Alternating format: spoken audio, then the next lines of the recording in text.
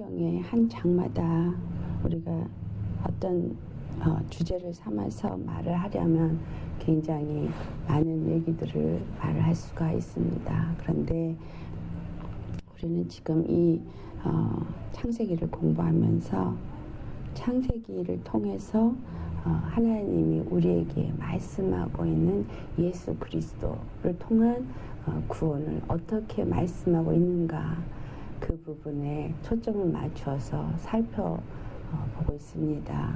이 창세기 37장의 말씀도 우리에게 무엇을 지금 말씀하냐면 하나님이 우리를 구원하시는 그 구원 계획을 어떻게 이루어 가고 있는가, 그 일을 이 요셉을 통해서 하나님이 그 구원 계획을 어떻게 하실 것인가를 우리에게 보여주고 있습니다. 여기서 보면은 요셉이 두 개의 꿈을 꿉니다. 하나는 볕단들이 요셉에게 11개의 볕단들이 그 요셉의 벼는 크게 쓰고 나머지 11개 볕단들이, 형들의 볕단들이 다 절을 하는 꿈을 꾸고, 그 다른 하나는 또 9절에 이제 해와 달과 별이 그에게 절을 하는 그런 꿈을 두 개를 꿉니다. 두 번을 꾸는 거에 대해서 다니엘이 그 느부갓네살 왕의 꿈이 꾼 것에서 두 번을 연달아 꿨을 때 그 두 번을 꾸신 것은 하나님께서 확정하셨다라는 것을 보여주는 것입니다. 이런 얘기를 합니다. 바로 요셉에게 두 번 이것을 보여주는 것은 하나님의 계획을 그에게 보여주고 알게 하신 것입니다. 근데 그럴 때 그의 형제들은 다 분을 내고, 그리고 더 그를 미워하고, 그래서 또 화를 낼 때 그 아버지 야곱도 꾸짖었지만 그러나 아버지는 그것을 마음에 두었다. 왜냐하면 모든 일이 하나님이 허락하시는 가운데 이루어지고 있고, 하나님이 그를 어떻게 이루실 것인가, 그걸 보고자 함이었습니다. 그래서 이 형제들이 그렇게 꿈을 꿨는데 그 꿈이 어떻게 이루어졌나, 우리가 요셉을 죽이고 어떻게 이루어지나 보자. 그가 죽으면 어찌 그런 일이 일어날 수 있겠느냐. 그러다 유다의 이제 설득에 의해서 결국 이스마엘의 상인에게 팔아서 그가 애굽으로 내려갑니다. 여기서 우리가 그 이스마엘에게 팔려가는 그 요셉, 여기에도 하나님의 말씀이 있습니다. 무엇이냐면 바로 요셉은 이스라엘의 12 아들 중에서 그는 11째 아들이 되겠죠. 그렇지만 나중에 이 요셉에게서부터 므낫세와 에브라임이 나오고, 그 에브라임을 통해서 10지파가 에브라임이란 이름을 가지면서 에브라임아, 내 사랑하는 장자 에브라임아, 하나님은 그렇게 말씀하시고, 또 때로는 에브라임 그 10지파를 또 향해서 또 이스라엘, 이렇게 기록이 되어져 있습니다. 그리고 유다와 베냐민 지파 두 지파가 예루살렘 지경에 거하는데 그들을 향해서는 유다라고 말하면서 둘로 북왕국과 남왕국으로 갈라질 때 그 에브라임의 이름이 바로 요셉의 자손으로 말미암습니다. 그래서 이 요셉은 이스라엘을 우리가 생각할 수 있습니다. 물론 야곱이 이스라엘의 이름을 가졌지만 하나님이 두 왕국으로 갈라졌을 때 에브라임 지파, 곧 요셉의 그 후손의 이름을 따서 10지파가 이스라엘이라는 이름을 갖게 됩니다.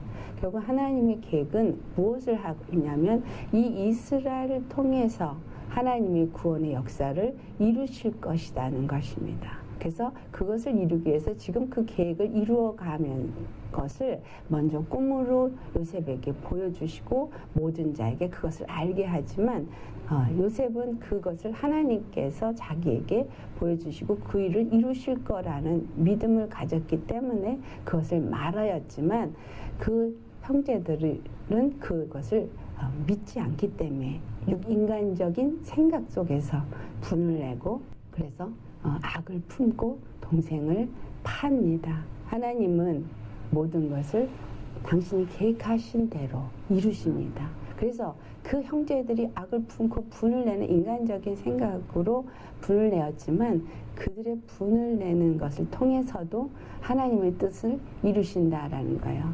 그래서 우리가 우리의 일을 당할 때에 어떠한 일을 악한 일이 내게 온다 할지라도 그것을 통해서 하나님은 하나님의 일을 하시고자 하신다라는 것을 우리가 알아야 합니다. 그렇게 형들의 미움을 받으면서 어려움에 처하게 되는 것을 이제 보게 됩니다. 그런데 창세기 49장 24절에 이 요셉에 대해서 하나님이 축복하시는 것이 24절부터 26절에 나옵니다. 창세기 49장 24절 26절에 뭘 말하냐면 이스라엘의 반석인 목자로 인하여 그의 하나님의 축복이 그의 머리로 돌아오게 한다.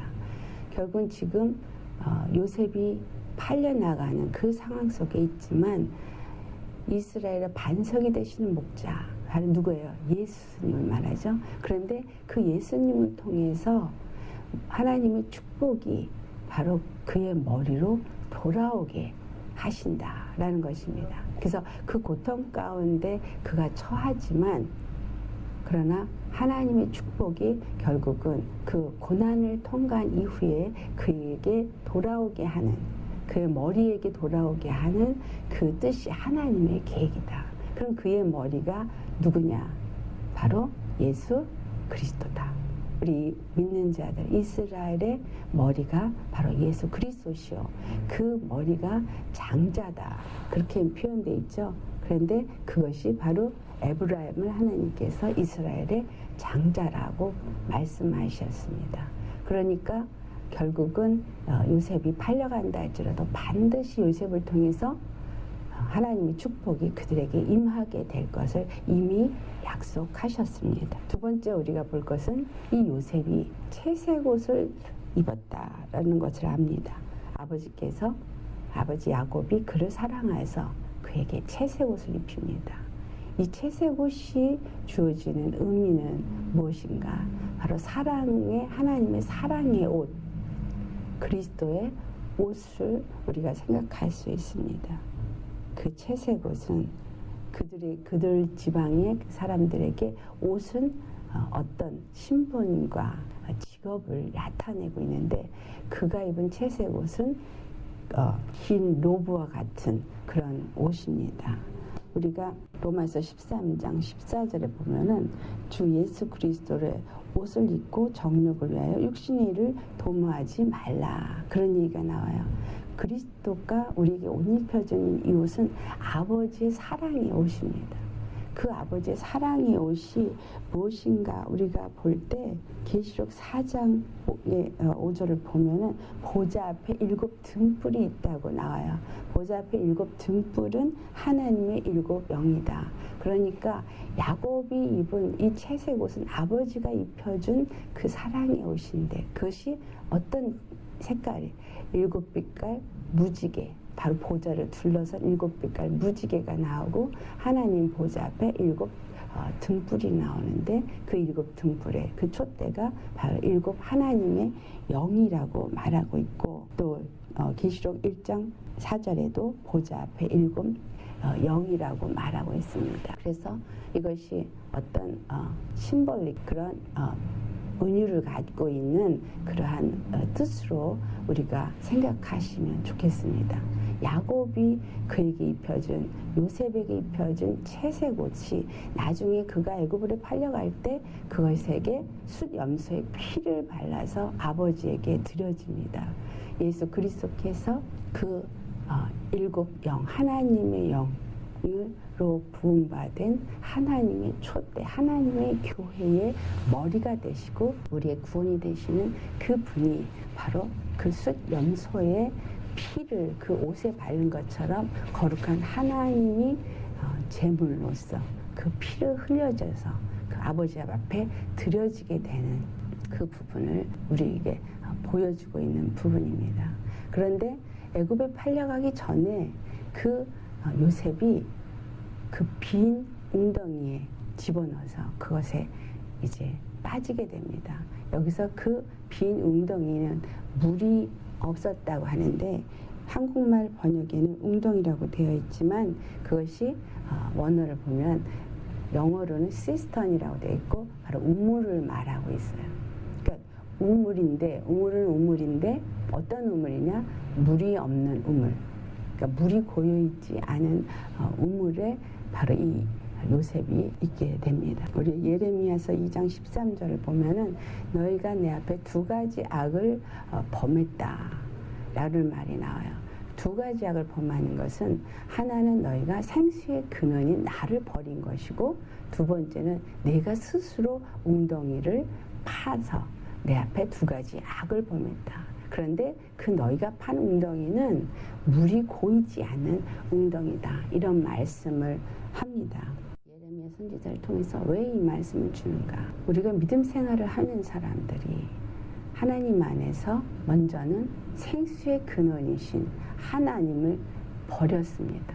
그래서 하나님을 버리고 하나님 없이 내가 주인이 되어져서 사는 것 같이 인생들을 살다 보니까 내가 주인이 돼서 내가 모든 것을 다스리는 신이 된 것 같지만 실상은 마귀에게 속아서 마귀의 종이 되어서 마귀의 꼭두각시가 되고 마귀에게 끌려다니고 있는 그런 자이기 때문에 하나님 앞에 악한 것입니다.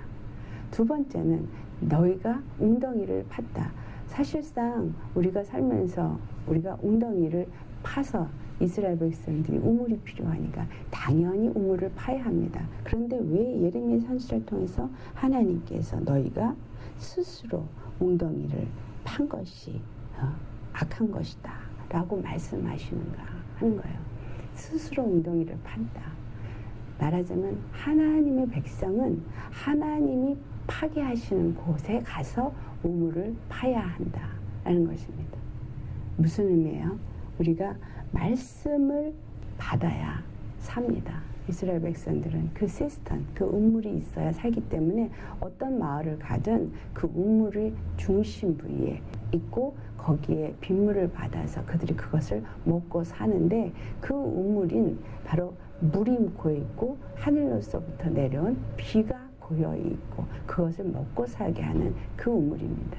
근데 그 우물을 파는데 그 우물이 하늘로서 내려온 비, 그러니까 하늘로부터 내려온 생명의 말씀이 되는 생명의 떡이 되는 예수 그리스도 그 말씀을 먹고 살아야 하는데 우리 스스로가 우물을 파서 땅에서 우물을 파서 그 뭔가 물을 구하기 위해서 했다라는 얘기는 하나님의 말씀을 인간적인 생각으로 임의로 해석하고 임의로 받아들이고 그것을 인간의 계명으로 가리켜서 하나님의 뜻과는 무관한 상태인 것이. 여기서 요셉의 그 다른 형제들은 다 같이 어떤 것을 보니까 인간적인 생각으로 먼저 아버지가 자기네들보다 요셉을 더 사랑하기 때문에 그를 시기하고 그리고 그 시기하고 미워함으로 자기 동생을 죽이는 그런 역사를 합니다. 근데 예수님이 이 땅에 오셨을 때도 어떻게 됐어요? 예수님이 십자가에서 우리 대속께 제물로 피를 흘리셨는데 이 모든 것들이 요셉이 형제들의 시기와 미움으로 인해서 애굽에 팔려가게 된 것처럼 마태복음 20장 18절을 보면은 그때 당시에 그 제사장들과 그 바리새인들의 시기로 인해서 예수님이 그들에게 넘겨준 줄을 압니다라고 나옵니다. 그래서 예수님이 대제사장이나 그런 율법사들의 바리새인들의 시기에 의해서 결국은 로마 병정에게 넘겨지고 빌라도에게 넘겨져서 바로 이방인의 손에서 의해서 죽임을 당하게 되어집니다. 똑같이 요셉도 결국은 형들의 시기, 그러니까 인간의 생각으로 볼 때는 예수님이 율법을 어긴 거라고 생각을 했죠. 그래서 율법을 어겼다고 생각하고 그래서 예수님을 그 율법을 가지고 자기네들 율법을 지킨다고 하나님을 잘 섬긴다고 그래서 예수님 보고 참남하도다. 그리고 예수님을 죽입니다. 이와 같이 하나님 아버지의 사랑을 입은 그 아들, 그리고 그 꿈을 꿔서 하나님이 그를 높이 세우고, 그리고 그들 모두가 그에게 머리를 조아리게 하는 이 뜻은 하나님의 계획이고 그를 통해서 만민을 구원하시고자 하시는 계획인데, 그를 시기하고 질투해서 결국은 팔아버리게끔 되어진다. 그래서 그들이 파는 일은 그 악함으로 인해서 스스로 웅덩이를 판 그러한 것과 같이, 그래서 그곳에는 하나님의 말씀의 물, 하늘로부터 내려온 비의 말씀은 없는 거예요. 왜냐하면 거기에는 고이지 않는 웅덩이이기 때문에. 다시 말하면 우리가 그런 말씀을 받고 그런 말씀으로 양육이 되어지면 우리 안에서 생명이 없기 때문에 우리 심령은 말씀을 받고 예배를 참석하고 뭐 성경 공부도 하고 뭐 다 하는데 심령에 생명이 차지지 않으니까 항상 이 심령은 갈급하고 항상 메말르고 뭔가가 허하고 채워지지 않는, 만족감을 누리지 못하는 그러한 상태가 되어져 있게 된다라는 것입니다. 하지만 하나님의 시각에서 하나님의 말씀을 볼 때, 하나님은 지금 오늘도 이 창세기 37장 말씀을 통해서도 하나님이 인류를 구원하시고자 하는 그 구원 계획은 너무나도 엄청난 아버지의 사랑이시기 때문에 그거를 통해서 하나님이 어떻게 이루어 가신가를 우리가 볼 때 우리는 하나님 아버지의 사랑을 알게 되어지고, 그렇기 때문에 우리가 이 야곱이 그 일이 어떻게 되는지를 담대하게 보는 것처럼, 요셉이 이러한 상황에 놓여 있는데도 그냥 아무 말 없이 그대로 순종하며 나아가는 것처럼 모든 일에 우리가 혹 불이익을 당하기도 하고 혹 이와 같이 어려움을 당하는 있다 할지라도 하나님이 이걸 통해서 하시는 그 일을 볼 수 있는 눈이 된다면 우리는 그 안에서 평강을 잃지 않을 것입니다. 계속해서 우리가 이제 볼 때 이제 이 요셉이 어떤 믿음으로 그가 그들에게 당한 고난을 이겨나가는가를 우리가 볼 수 있습니다. 바로 이것은 하나님의 약속의 말씀을 가진 믿음이다라는 것입니다. 성경에 나오지 않지만 이스라엘의 그런 풍습으로 볼 때 항상 아버지가 식탁에서 하나님이 하신 일들을 이야기로 합니다. 그래서 그 이야기가 전해져 내려오면서 어떤 일들을 하나님이 하실 것인가 했기 때문에 분명히 이 요셉은 야곱을 통해서 하나님께서 베델의 하나님이 어떻게 자기를 이끌으셨고 어떻게 밭다나라면서 자기가 수고를 했고 하나님이 어떻게 아내들과 그 다음에 자식들을 주셨고 어떤 축복으로 자기가 여기 이르게 됐는지를 분명히 다 말해 주었을 것입니다.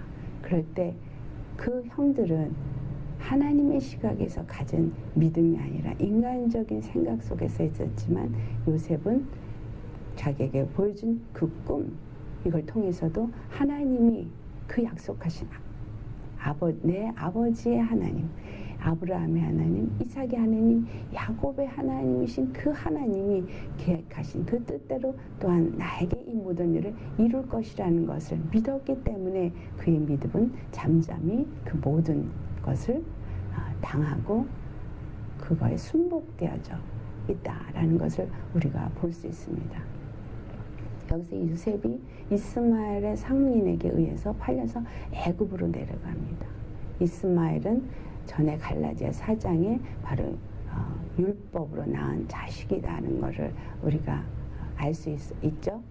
그래서 이 율법으로 낳은 자식에 의해서 결국은 요셉 이는 뭐예요?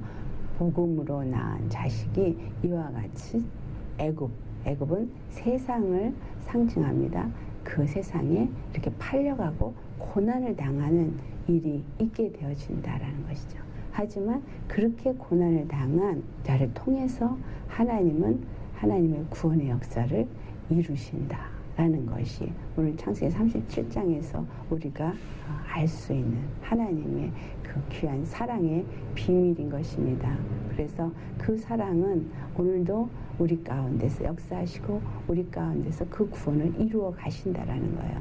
중요한 건 왜 이 요셉을 이렇게 모든 형제들을 위해 통치자로서 세울 때 이와 같은 고난을 그에게 허락했는가 라는 것을 우리가 또 38장을 통해서 더 알아질 수 있게 됩니다. 우리가 하나님 안에서 정말 믿음의 사람으로 하나님의 부름을 받은 건 맞습니다. 예수 그리스도의 자녀로 부름을 받았고 또 우리를 통해서 구원의 역사를 하나님께서 이루실 것을 우리가 알 때 과연 우리에게도 이 요셉이 당한 그러한 고난이 우리 삶 속에서도 일어나진다라는 거야. 근데 왜 그것이 이루어지느냐? 하나님이 하나님의 일을 하시기 위해서 우리를 준비시켜야 하기 때문이다 라는 것입니다. 계속해서 우리 38장에 그 일을 위해서 우리에게 하나님이 무엇을 원하고 요구하시는지 우리가 또 내일 계속해서 살펴보도록 하겠습니다.